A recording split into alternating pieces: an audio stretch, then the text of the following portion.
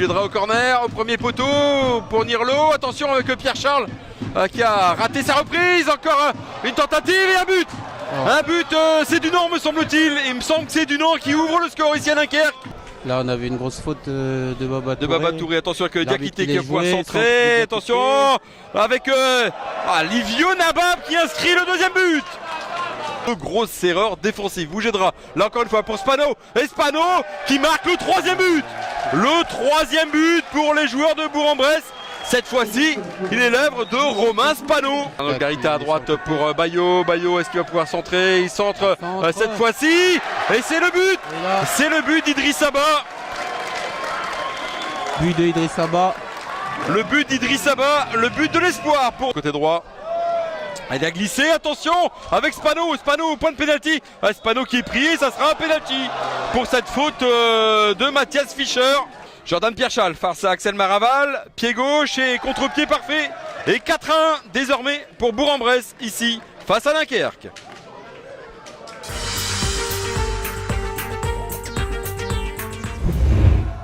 La vitesse n'est plus à démontrer. Tinov qui va rentrer, qui va finalement sortir et frapper. Et la frappe de Tinov. C'est frappe au deuxième, la tête de Thibaut Jacques avec Soubervi. Le centre qui s'applique, Soubervi. Et Alioumba est là pour pousser. Attention, retourne acrobatique derrière. Et pourquoi pas un deuxième nom? La frappe! Oh là là! Qui va alerter Etinov. Attention à ne pas faire de faute. Etinov, il est passé. Etinov. Il va décaler Ndilou. La frappe de Ndilou derrière. Et on n'était pas loin. Talal. Renversement direct à destination de Simondia. La transition défensive plutôt intéressante du côté de Cholet. Et Simondia, on sait, il peut repiquer ou il peut fixer. Finalement, avec l'arrivée de la touche, par faute Dramé n'avait jamais marqué jusqu'alors en championnat national. Il a choisi son jour. Arrivé à Saint-Ouen en janvier 2016. Il a attendu son 33e match dans le championnat. Ce genre de scénario. Allez, Rocheteau servi dans la surface de réparation. Rocheteau! Ça guette toujours l'entente Saint-Ouen Saint-Gratien à domicile. Avoir des occasions de ne pas les concrétiser, il aura suffi d'un seul tir cadré au meilleur buteur du championnat pour qu'il inscrive sa 13e réalisation. Est bien disponible, bien décalé sur le côté droit. Finalement, rampe de lancement parfaite de Fleury pour Rocheteau. En retrait encore avec Fleury, le contrôle un petit peu long et pourtant Fleury sur la première frappe dans cette seconde période vient inscrire son premier but avec le SO Cholet. Il avait marqué une fois en national, c'était contre Cholet. Voici donc maintenant buteur avec le SO Cholet. Théo Guivarch. Ce ballon pas assez appuyé par contre de Ménard, l'incompréhension au départ. Attention. Avec la touche. Attention. Baouya. Chemin du but ouvert pour Jonathan Mexique, l'ancien Odonien. Ne va pas trembler au moment de mettre définitivement à l'abri le SO Cholet. À la 78e minute, Mexique choisit le meilleur moment dans cette partie pour inscrire son 5e but de la saison.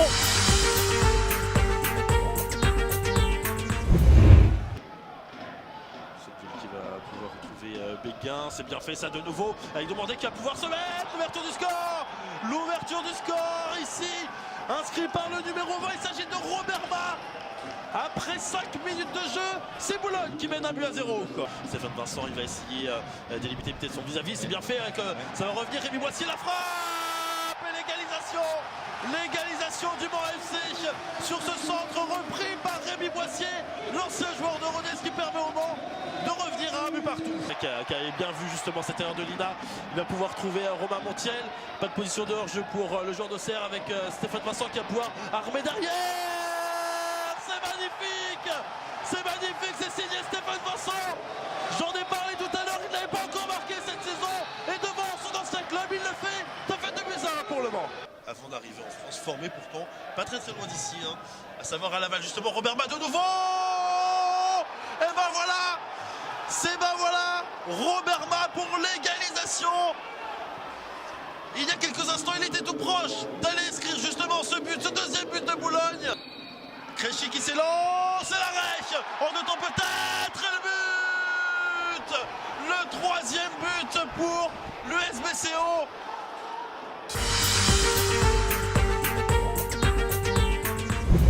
fort heureusement pour Marignan Gignac, le gardien. Nicolas Zaccarelli était parfaitement placé, mais c'est pas terminé pour Lyon qui fait feu de tout bois. Il frappe côté gauche et but. Il est signé par le numéro 10, Franck Julien, une frappe tendue. Côté droit, on l'a senti venir ce but. Il y a un petit moment qu'ils insistaient à gauche, à droite, dans l'axe et à la sortie. Une belle frappe de la part de Franck Julien. Et on combine vers le milieu là-bas. Bien contrôlé sur le flanc gauche. Ce centre là, et le but. Alors ça, c'est le but surprise. On était en train de mettre en doute les capacités de Marignan Gignac à inscrire un but. Et bien voilà, c'est fait. Pourquoi pas sur ce flanc là. Allez, on est dans la surface de réparation, peut-être la frappe enroulée là-bas. Et le but inscrit par les Lyonnais. La réplique parfaite de Soufiane Hatik. Encore Tilly qui va peut-être se... Ah oui, bien joué. Des petits ponts sur Sangaré. Boigard avec son pied droit qui va frapper. Magnifique. Le but Quentin Boigard à la 7e minute de jeu. Vraiment, qui sont les plus prompts sur ce ballon. Ouais, il a récupéré le ballon. Allez, Lamine Gueye à la gauche, il est tout seul. Il a glissé à Lamine Gueye qui va frapper. C'est 2-0. Le deuxième but de Lamine Gueye, bien servi par Yacouba Jarjou pour le deuxième but, c'est la 38e. C'est Jarjou qui est parti, qui est rentré dans la surface, il est passé, attention, l'attaquant pas loin, et penalty. Ouais, penalty. Ça semble assez logique, effectivement, il était passé. Vincent Till, et le troisième Contre le voilà, parfait. le voilà, le troisième but palois à la 48e minute de jeu. On avait vu la parfaite illustration. Oh, attention, Romain Bayard dans les 16 mètres 50, Romain Bayard et l'ouverture du score, 87e minute, ça y est, c'est peut-être le but du chaos. On a juste avant, derrière il y a relance, il y a Gelon sur Bayard qui prend la défense de vitesse et qui va placer son petit plat du pied et qui finit petit filet. C'est extraordinaire le football, comment ça peut se passer parfois. Aussi de grandes choses cette saison. Allez, Ruffo, le corner, la tête et l'ouverture du score. L'ouverture du score pour Rodez.